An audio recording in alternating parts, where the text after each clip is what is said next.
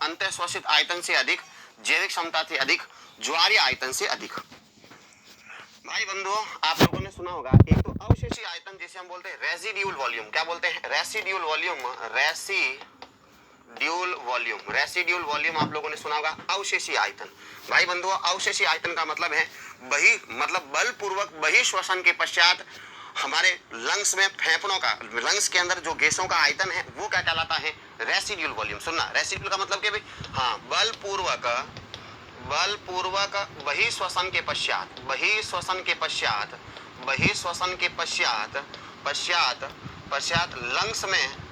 Lungs में वायु का आयतन क्या कहलाता भाइयों? वायु का आयतन जो है वो रेसिड्यूल वॉल्यूम या अवशेषीय आयतन। सुनो एक बार, आप देखो इधर देखो, सामान्य में ले रहा हूं, सामान्य छोड़ रहा हूं, ठीक है? अब सुनो, आपको जितनी ताकत है उतनी ताकत से गैसों को बाहर निकाल दी, फिर भी लंग्स में कुछ गैसें बच गई है, तो सुनो, बलपूर्वक बाहर निकालने के बाद भी तुम्हारे लंग्स में जो गैसें बच जाती हैं उसे हम कहते हैं अवशेषीय आयतन। और अवशेषीय आयतन जो होता है वो होता है 1200 ml। अब सुनो, ज्वारीय आयतन क्या होता है? ज्वारीय आयतन का मतलब है, हाँ, प्रति श्वास। सुनना, ज्वारीय आयतन का मतलब प्रति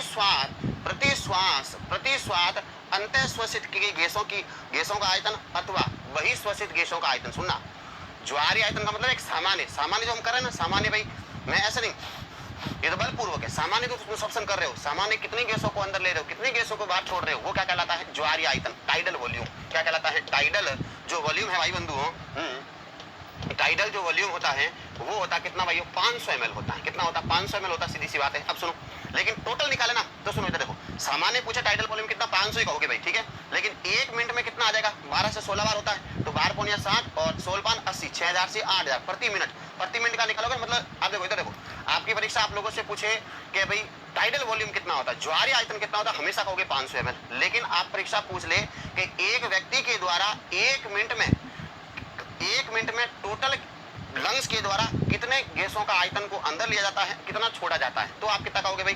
12 से 16, 12 पौनिया 60 और 16 पान 80, मतलब 12 पौनिया 60, 6000 से 8000। तो भाई टाइडल वॉल्यूम सामान्य होता कितना? 500। रेसिड्यूल कितना होता? 1200। तो आप बताओ क्या है? रेसिड्यूल वॉल्यूम जो है वो टाइडल वॉल्यूम से क्या है? ज्यादा है। तो देखो, less than tidal volume, more than inspiratory volume और more than vital capacity, more than tidal volume, ज्वारीय आयतन से अधिक।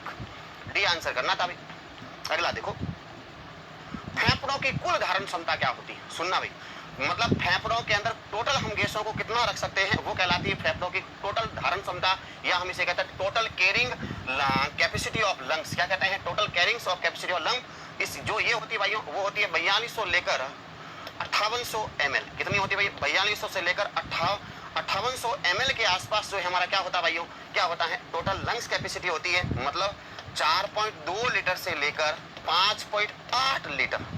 अब सुनो, ऐसा कोई ऑप्शन है? नहीं है। अब सुनो भाइयों, ऐसे देखो, अब देखो इधर देखो भाई, पर्टिकुलर ऑप्शन आपको नहीं मिल रहा है तो आपको क्या करना पड़ेगा? उसके आसपास ढूंढना पड़ेगा। 1 लीटर तो बहुत कम है, ला लो। 3 लीटर भी तो बहुत कम है। 6 लीटर और 8 लीटर, 8 तो बहुत ज्यादा हो गया। लेकिन देखो 5.8 लीटर मतलब, अब देखो इसमें 6 लीटर में कितना? 200 ml कम है, तो लगभग 600 ml, 6 लीटर हो गया आंसर लगभग। वेरी गुड अमित जी, सही कहा आप लोगों ने, वेरी गुड।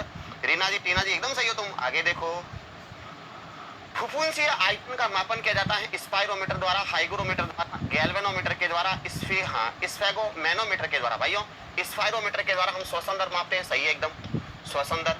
हाइग्रोमीटर के द्वारा आर्द्रता मापी जाती है, आप लोगों को मालूम होगा। गैल्वेनोमीटर के द्वारा हम लोग विद्युत धारा में विक्षोभ को मानते हैं। विद्युत धारा होती नहीं होती, विद्युत धारा, इलेक्ट्रिक करंट, उस धारा में कितना विक्षोभ है उसका आंकलन करते हैं हम लोग।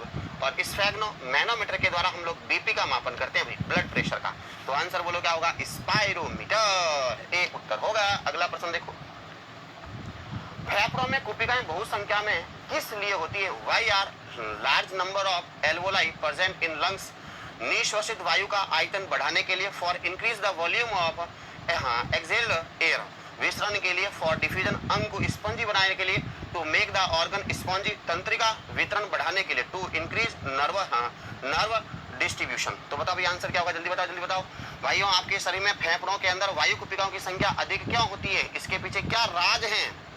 क्या राज छुपा हुआ है लाल लालियों, जिसके कारण आपके शरीर में वायु कुपिकाओं की संख्या क्या होती है? ज्यादा होती है।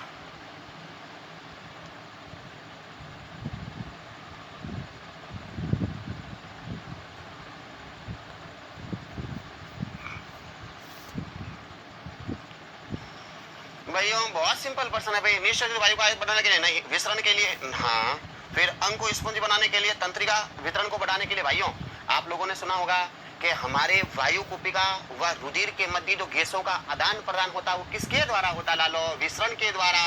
किसके द्वारा? डिफ्यूजन के द्वारा। भाई सिंपल सी बात है यार।